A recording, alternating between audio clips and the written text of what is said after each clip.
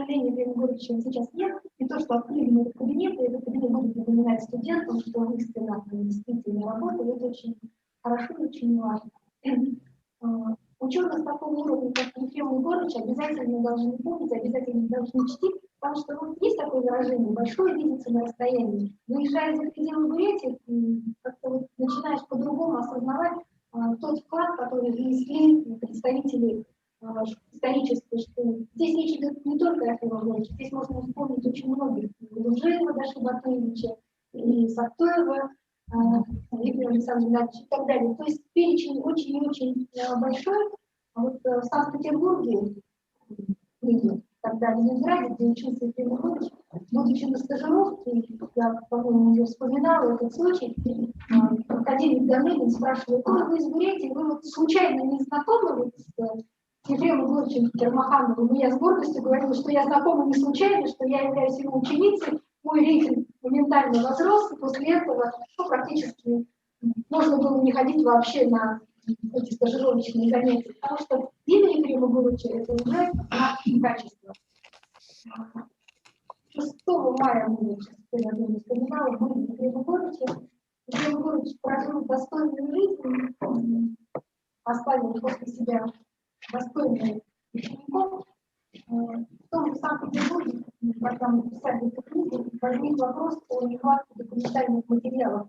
Мы сделали запрос в архив, историки знают, да, что это очень длительный процесс, но тут же нашлись ученики Ефрема Егоровича, которые там живут, они сами сходили, и уже через неделю мы с Татьяной Ефремовной имели этот огромный талмуд из документов Ефрема Егоровича, их там хватит еще не на одну монографию. Поэтому я думаю, что вот открытие этого кабинета — это только один из таких шагов по увековечиванию памяти Ефрема Егоровича. Это и конференция, это и монография, как вы сказали, материалов там еще не на одну монографию, поэтому, наверное, можно Ефрему Егоровичу быть спокойным, поскольку его было в надежных руках.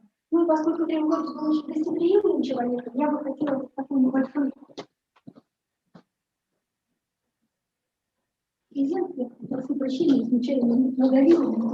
Я не знаю, кому подарить, но я думаю, наверное, с Татьяной Ефремовной по семейному разберетесь, да, кому, чтобы вот наливая чай в эти чашки, все имели возможность вспомнить Ефрема Егоровича, сказать добрые, хорошие слова о том, что такой человек работал на историческом факультете. Это на самом деле гордость не только Бурятии, но и всей сибирской исторической науки.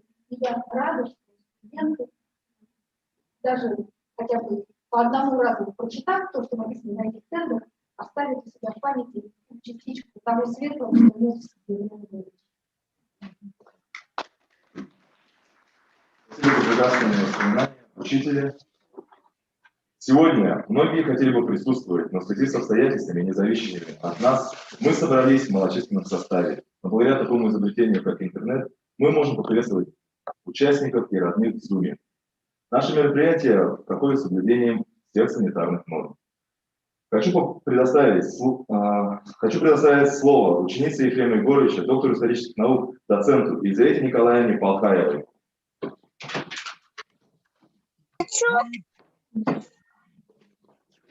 Спасибо огромное.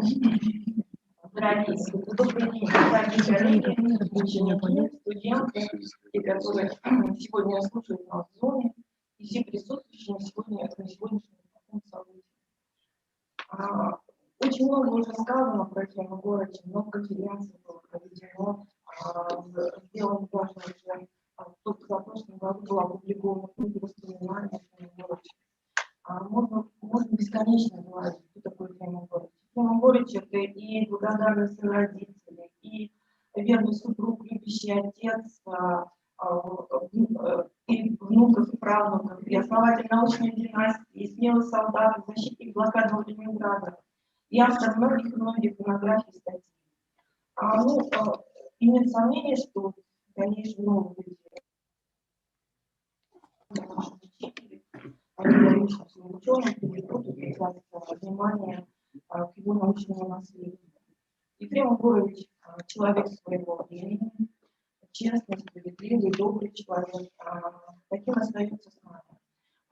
Я думаю, что сегодня, поскольку воспоминаний очень много было опубликовано уже, а я вот нашла сегодня еще одно воспоминание.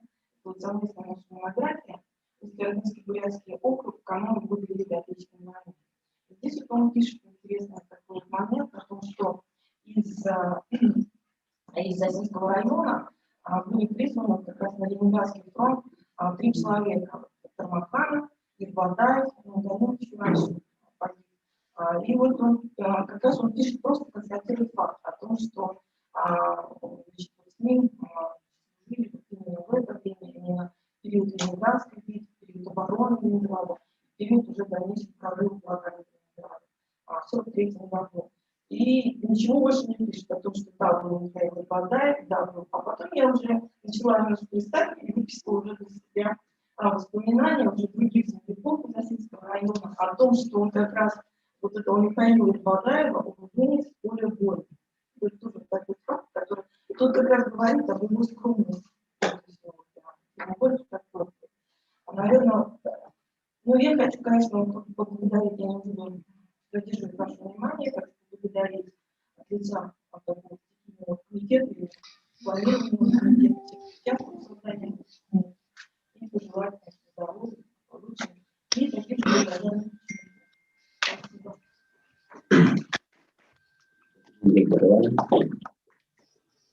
Хотелось бы еще отметить и поблагодарить историческую школу Ефрема Егоровича, выпускники исторического факультета 1991, 93, 96, 97 и 2001 годов, принявших участие в оформлении мемориального кабинета, и предоставить слово выпускнику исторического факультета 1993 года Нунаю Олегу Абрамовичу, который, так же, как и многие благодарные ученики, остался неравнодушным к сегодняшнему мероприятию. Пожалуйста.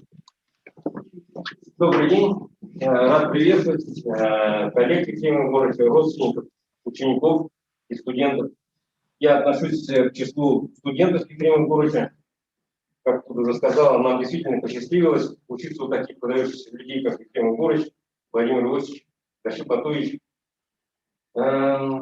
Исторический факультет для меня лично дал такую, скажем так, ступеньку в большую жизнь и позволил, уже сейчас принимать такие, вернее, решать свои проблемы системно, анализируя со всех сторон. Я рад, что внес свою лепту в создание такого замечательного кабинета, где настоящие студенты, будущие студенты будут, скажем так, проникаться исторической наукой и быть, скажем так, благодарны потомкам, которые сегодня внесли, скажем, в историческую науку большую лепту. Спасибо.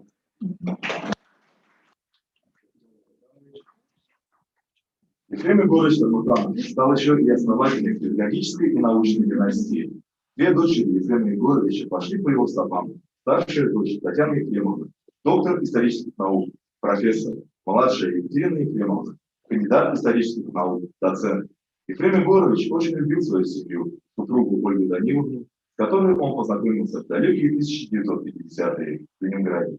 Сегодня, в честь открытия мемориального кабинета, пришли семья Ефрема Егоровича, дети, внуки, близкие родственники. Хочу предоставить слово от семьи дочери Санжеевой Татьяне Ефремовне. Пожалуйста.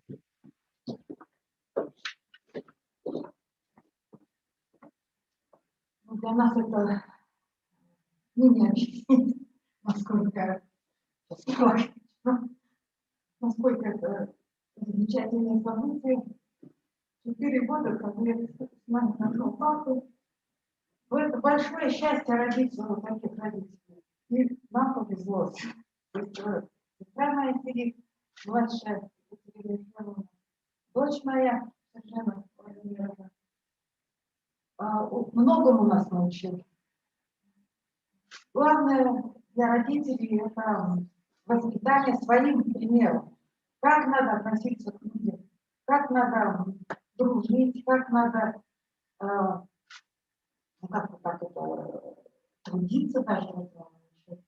Всегда говорю, никогда не ругайся. Никогда не ругайся, потому что если начнешь ругаться, в конце концов драться.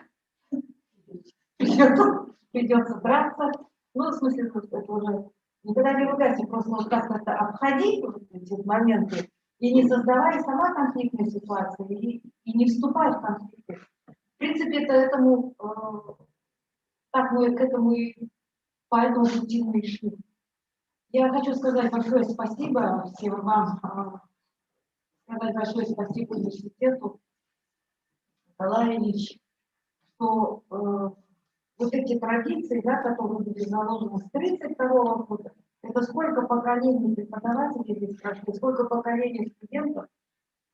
И вот этот вот корпоративный дух нашего исторического сообщества, он всегда был, и он и дальше вот так это из поколения в поколение, одно поколение передает другому, и вот эта вот цепочка воспитательного процесса и отношения друг к другу, она, в общем-то, остается вот и до сегодняшнего дня. Потому что, когда куда бы ни приехал, особенно по районам, выпускник из ФАКа, значит, ты уже свой. Ты у кого учился? Вот тех слушал лекции, но если слушал одних и тех же преподавателей, так ты вообще ближе, чем родственник. Поэтому я очень-то благодарна, что родителям, что, в общем-то, я здесь училась, хотя не имею хотели отправить. Встретила здесь вот своих друзей, коллег, с которыми мне очень приятно работать. Всегда было прекрасно у нас студенты-историки. И хотела поблагодарить вот 3 девушек, учениц Ефрема Горыча, Жемелькиновну, Елена Николаевну и Викторию Владимировну, потому что вы скрасили его годы. Последний год, вы представляете, каждое утро звонил им, каждое утро, каждый день. Я на громкую связь поставить, о чем они говорят, я не слышала. Но вот этот вот фон, звук, с какой любовью, с какой добротой, как они с ним разговаривали, вы представьте себе, когда человек плохо слышит, не дослышит. Я когда с ним разговаривала, так уставала, а они имели такое терпение, такое уважение, и вот эти интонации, да, проникнутые вот этим любовью, и конечно, было очень приятно, потому что он себя чувствовал нужным, а это самое главное, когда тебе за 90 уже, и в тебе еще нуждаются люди. Поэтому я хочу пожелать вам всем прекрасных, хороших учеников. И хочу пожелать вам, чтобы вы жили долго и счастливо. За 90 лет, это, вы знаете, 94 года, 95-й год, один всезначные эти номера на памяти сидит и набирает. Я не помню это тогда, и сейчас не помню. Но папа наш, это некоторые даты, некоторые события, такая вот хорошая память. То есть я хочу вам пожелать, чтобы вы жили долго и помнили все. Помнили все. И чтобы вас окружали всегда любящие вас это люди, близкие ваши люди, и окружали вас это уважающие вас ученики. И, в общем-то, папа всегда говорит, и когда меня не станет, вы не жалеете, потому что я прожил хорошую, счастливую, долгую жизнь. Я хочу пожелать вам, Боже, тут это небольшие, это даже не подарок, это просто знак внимания. Николай Ильич,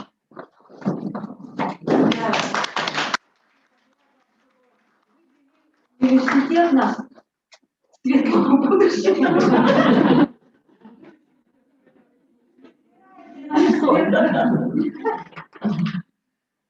Дорогая Виктория Владимировна, твое терпение, Елена Николаевна,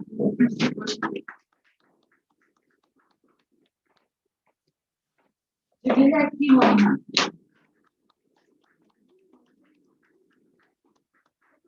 хотя бы это знак внимания. И Олег Абрамович, здесь дорогой. Вот это вот благодарственное письмо от комитета тоже. И тогда кому я? Олегу тоже. Нет, там разные выпуски. То есть вот мы Сделали. Елизавета Николаевна подготовила вот эти вот благодарственные те выпуски, которые, в общем-то, собрали деньги, и мы с их помощью смогли вот обустроить, повернуть.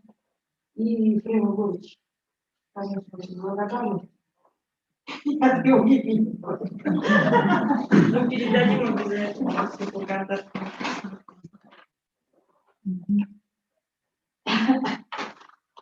Иван Иосифович.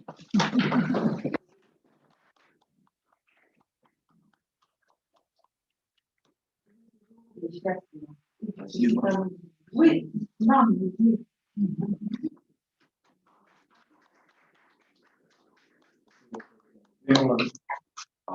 Если есть желающие выступить в данной аудитории или же наши гости через Zoom, есть такие желающие выступить перед завершением? Может, Любовь Алексеевна Зайцева, спасибо. Любовь Алексеевна Зайцева, вы готовы выступить?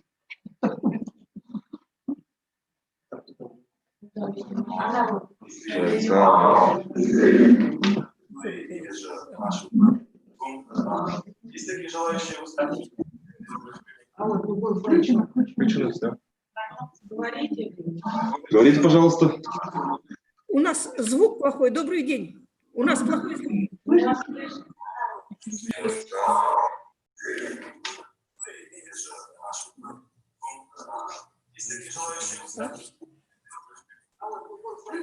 Включилось, да? Говорите, пожалуйста. У нас звук плохой. Добрый день. У нас плохой звук.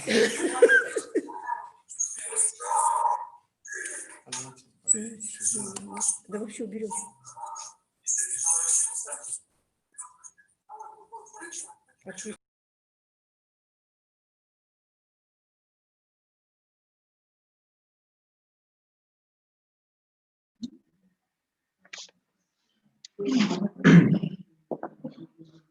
Так, спасибо всем за теплые слова и участие. Аудитория имени доктора исторических наук, профессора, ученого и педагога, участника Великой Отечественной войны Ефрема Егоровича Тармаканова считается открытой. Ваши аплодисменты.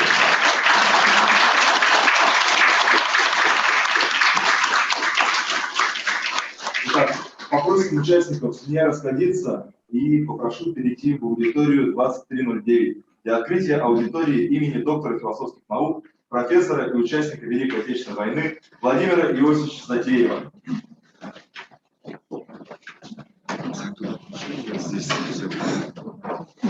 Дальше технически я сам все.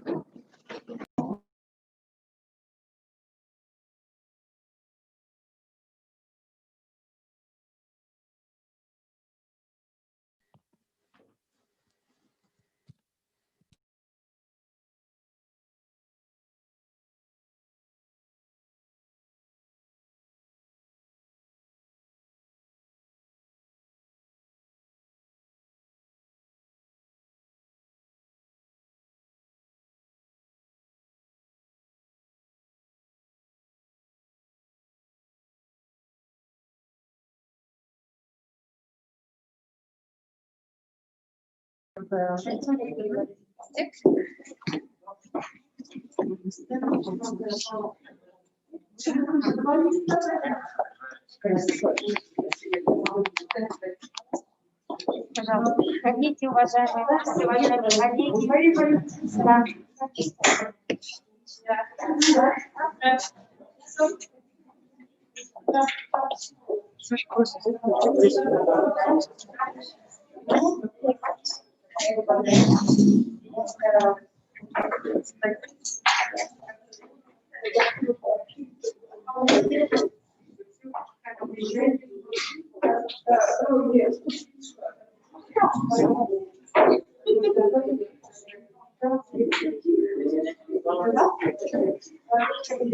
Ходите, пожалуйста.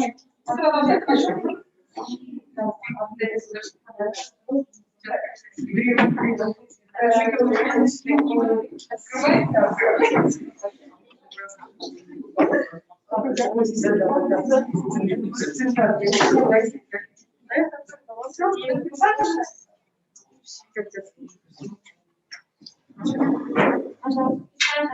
коллеги, я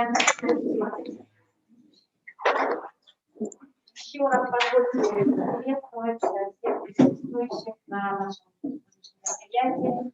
Называем памятную аудиторию нашего учителя, нашего коллеги, нашего наставника, или, как говорят в Бурятии, нашего связка, доктора философских наук, профессора, заслуженного деятеля науки России и Республики Бурятия Владимира Ильича Дорофеева.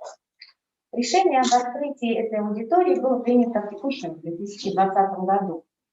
И это понятно, ведь Владимир Ильич сразу после окончания школы, учившись в районе механика, уже в 1943 году был призван действующей армии и прошел военный метрополь до самого окончания войны.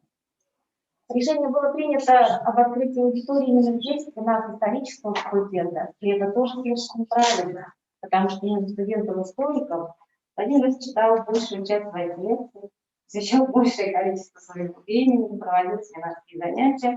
И потому совершенно неудивительно, что очень многие студенты исторического факультета в дальнейшем избрали именно философию в качестве своего профессионального интереса, своего призвания. Сегодня успешно работают и в Бурятском государственном университете, и далеко за это. Трудовая биография Владимира Ильича в Бурятском государственном педагогическом институте, мы хорошо это знаем, началась далеко в 1954 году, когда после успешной защиты кандидатской диссертации он был направлен сюда на работу. И уже спустя 10 лет возглавил созданную тогда в институте кафедры философии и научного коммунизма. 30 лет Владимир Ильич советовал это. При этом стоял во главе всей философской науки нашего вуза. Я не погрешу против истины, скажу, если все всего региона. Удивительно, что мы сегодня возглавим. Все эти 30 лет Владимир Ильич очень скрупулезно, очень системно, очень старательно работал над процессом формирования, процессом развития, совершенствования профессии преподавательского состава нашей кафедры. И во многом благодаря этим усилиям сегодня кафедра философии это не просто структурное подразделение, которое занимается обществоведческой подготовкой наших студентов. Это кафедра, которая воспитает профессиональных философов,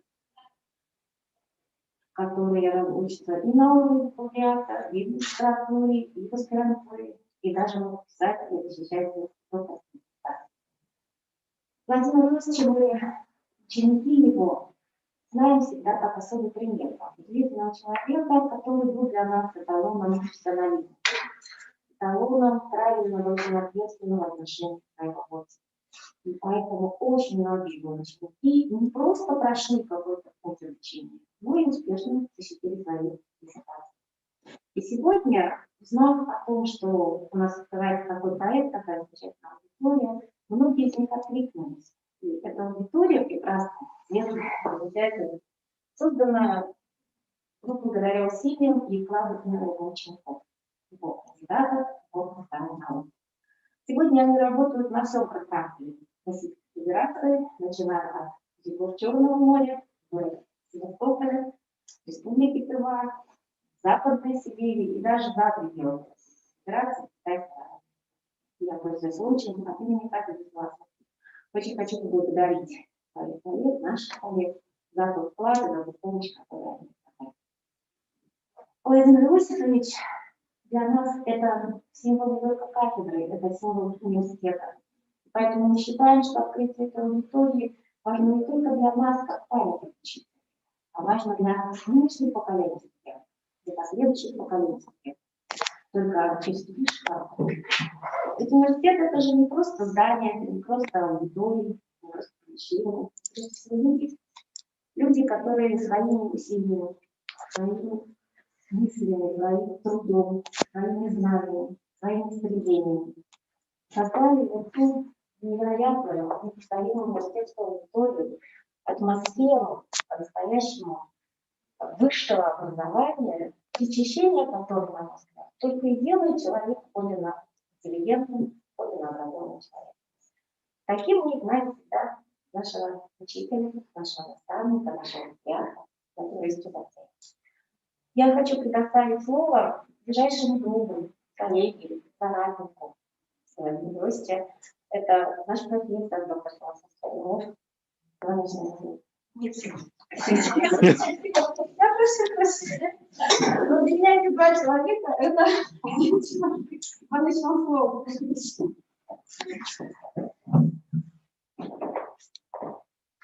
Спасибо. Уважаемые студенты, я прежде всего хотел высказать слова искренней признательности руководству института, факультета и кафедры Николаю Ильичу, Виктории Викторовне, Марии Валентиновне за то внимание, которое уделяется сохранению памяти тех, кто много лет отдал и пединституту, университету, тем людям, которые внесли большой вклад в развитие науки, культуры, образования в республике. Сегодня открывается две аудитории в памяти замечательных людей в Бурятии, великих граждан, можно сказать. Вот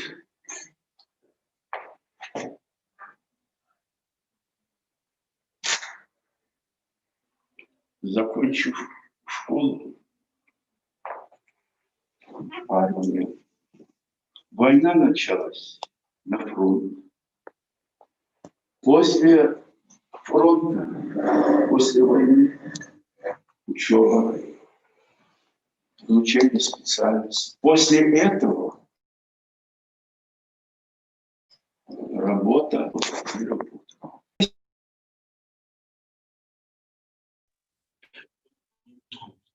Ефрем Егорович, 63 года, если мне не изменяет память, трудовой стаж, работает в пединституте университета.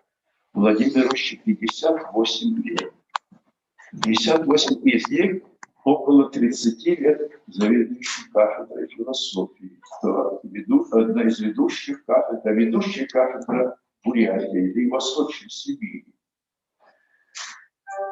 За эти годы подготовлено тысячи преподавателей.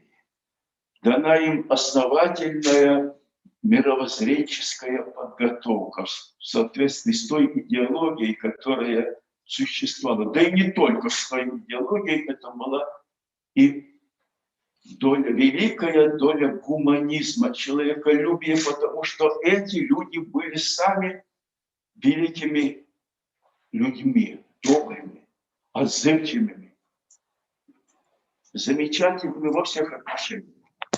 И вот сегодня, когда мы как бы выбираем ориентиры, и вот эти люди для нас являются ориентирами, примерами того, как надо жить, как надо работать, как надо поступать. Вот Владимир Ильич я знаю, так же, как и Ефрем Егорович, знаю многие десятилетия. Еще знаю, даже страшно сказать, знаю с 57-го года. Да. И эти люди были действительно образцом, примером во всех отношениях, и как специалисты, ученые, и как преподаватели, и как люди, и как коллеги, и так далее.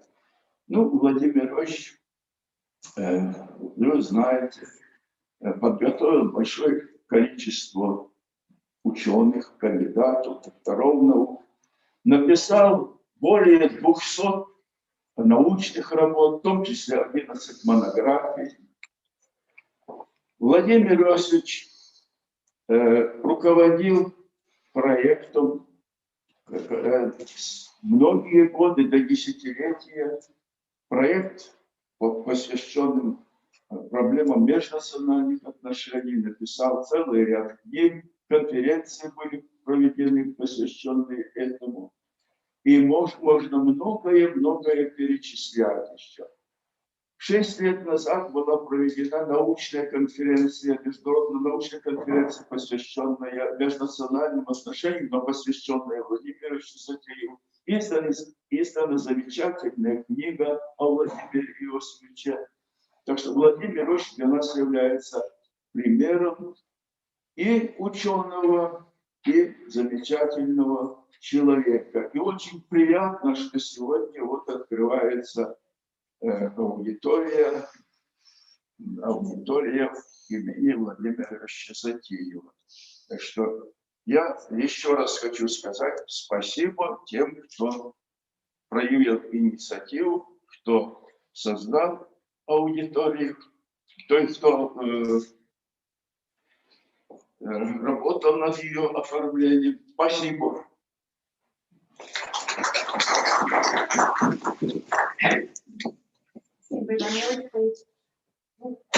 Будет совершенно закономерно, если мы следующее слово предоставим ученице Владимира Иосифовича, которая работает сейчас в нашем университете. Это кандидат филологических наук, заведующая кафедрой теории и социальной работы Сергея Антонова. Дорогие коллеги, очень приятно, что наконец-то сегодня, всем нам приятно, что наконец-то сегодня состоялось тоже долгожданное событие — открытие аудитории имени профессора Затеева. Нам, ученикам его, приятно, что теперь не только мы, но и современное поколение студентов тоже будет знать про нашего учителя, посмотрит даже на вывеску, подумал Владимир Ильич Затеев, почитает его.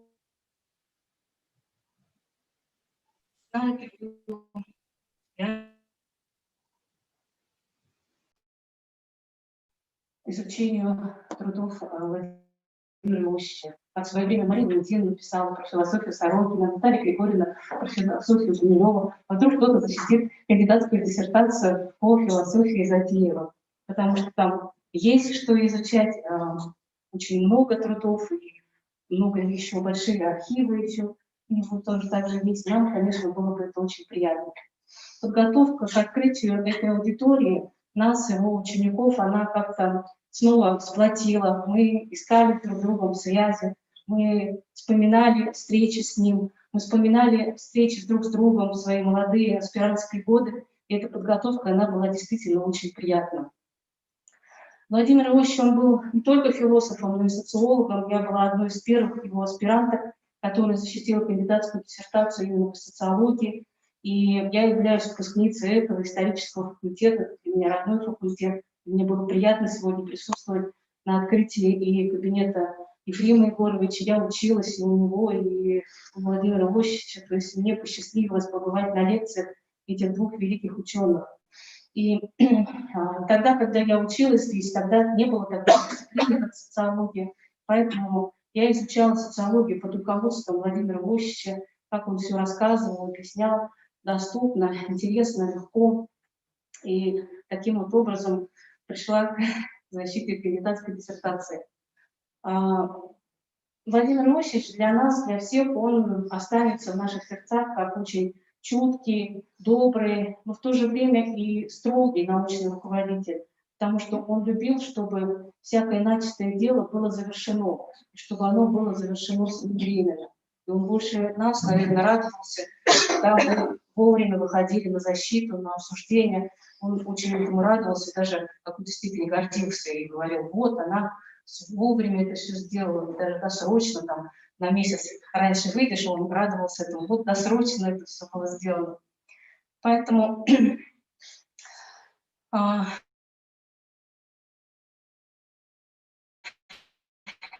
мне бы хотелось, нет, он хранит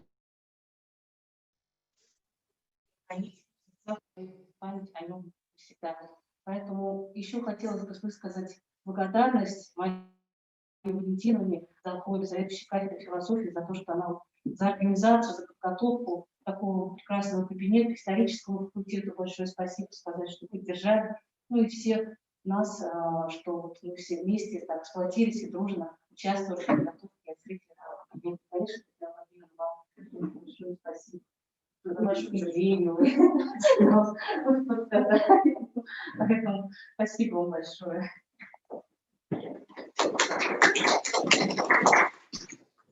Уважаемые коллеги, Владимир Ильич, есть такой еще очень важный момент.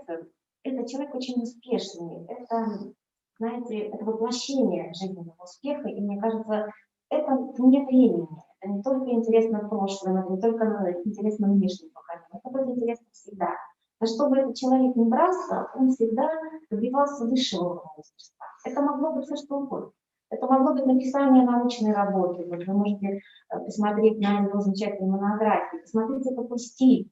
Я прекрасно помню, как однажды, обсуждая его работу, Александр Бахаров не держался и сказал: нет, все-таки Затеев – это потрясающий стилист. Эти работы можно читать вне времени. Они всегда очень точны, они всегда сама по себе школа молодого ученого, начинающего ученого. Я очень хочу, кстати, поблагодарить нашу библиотеку, нашу научную библиотеку. Вот она предоставила прекрасную возможность познакомиться с его трудами. И вы можете открыть эти страницы и убедиться в этом. Я, честно сказать, больше не встречала такой работы над текстом, который всегда осуществлял Владимир Ильич и заставлял нас учиться этому. Ну, едва ли мы достигли таких высот. Но Владимир Иосифович – это еще и очень успешный человек в других сферах. Это может быть вождение автомобиля. Мы хорошо помним, он виртуозный водитель. Если речь идет о какой-то деятельности, например, на садовом участке, на даче, пожалуйста, все вопросы к Владимиру Иосифовичу, он крупный специалист в этой области. Он великолепный семьянин. С семьей Владимира Иосифовича мы знакомы все. Мы знакомы, потому что мы были практически частью этой семьи в тот период, пока мы готовили свои диссертации. Владимир Иосифович и Нина Павловна – это были те люди, визит которым означал для нас всегда прохождение каких-то значимых этапов в процессе подготовки. И они действительно переживали вместе с нами, радовались вместе с нами, и мы воспринимали их как непосредственную часть того результата, который мы получали.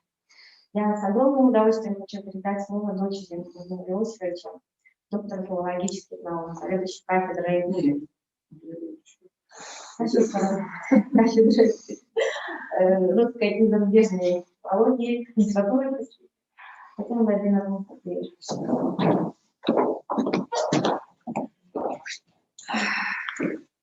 Здравствуйте, рада вас всех видеть на таком замечательном событии, открытии кабинета, посвященного памяти моего отца Владимира Иосифовича Затеева. Прежде всего хочу сказать, что не знаю, как бы сам Владимир Иосифович отнесся бы к такой идее открытия кабинета в его память. Все знают, что он был человеком скромным, не любил сидеть в первом ряду.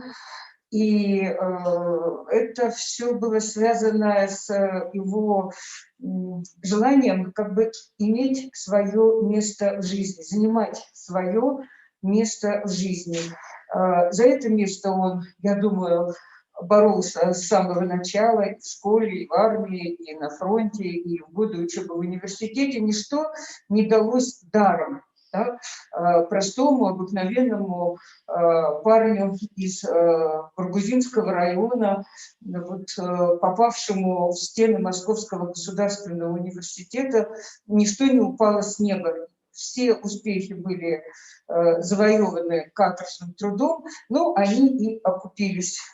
Когда в 1954 году Владимир Ильич приехал в Улан-Удэ, в Бурятский госуниверситет, этого корпуса еще не было. Поэтому первые свои лекции он читал в другом корпусе, который напротив.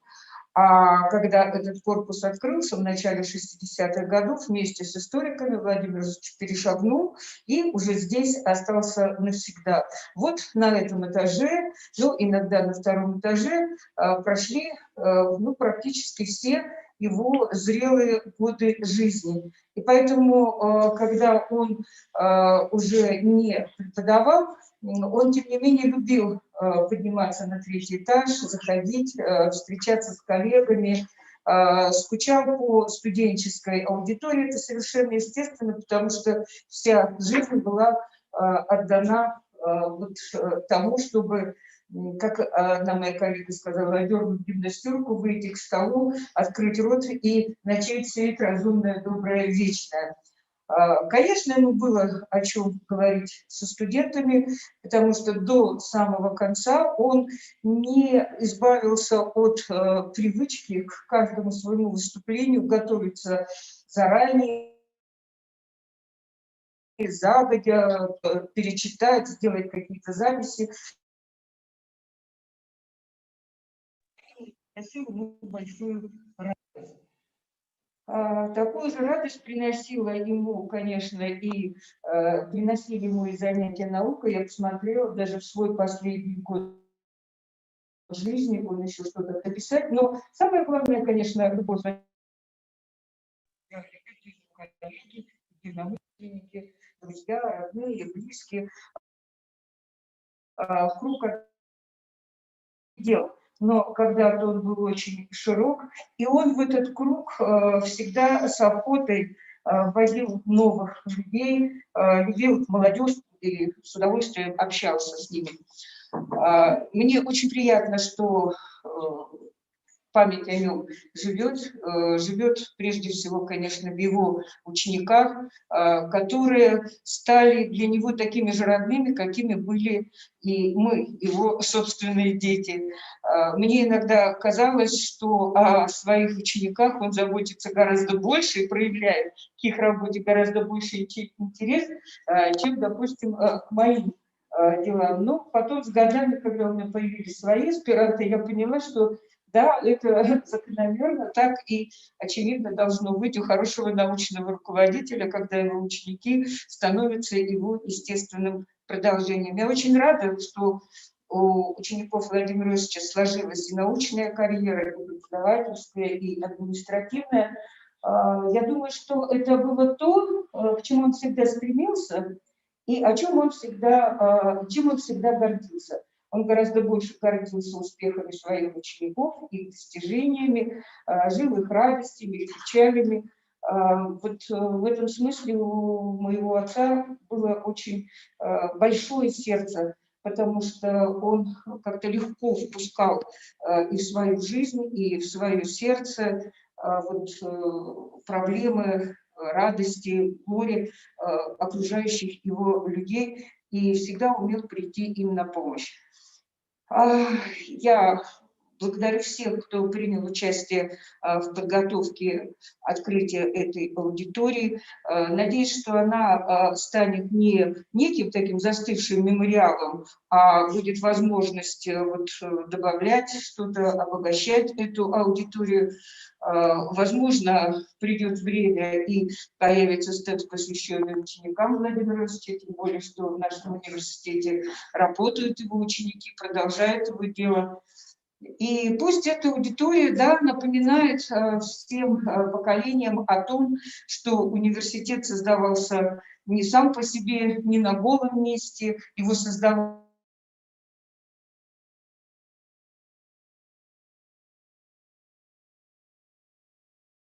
Спасибо всем, спасибо Николай Ильич, Виктория Владимировна, Мария Валентиновна, персонально те люди, которые принимали решения, болели за это дело, поддерживали, продвигали эту идею. И вот, наконец, сегодня она воплощена в жизнь. Спасибо всем.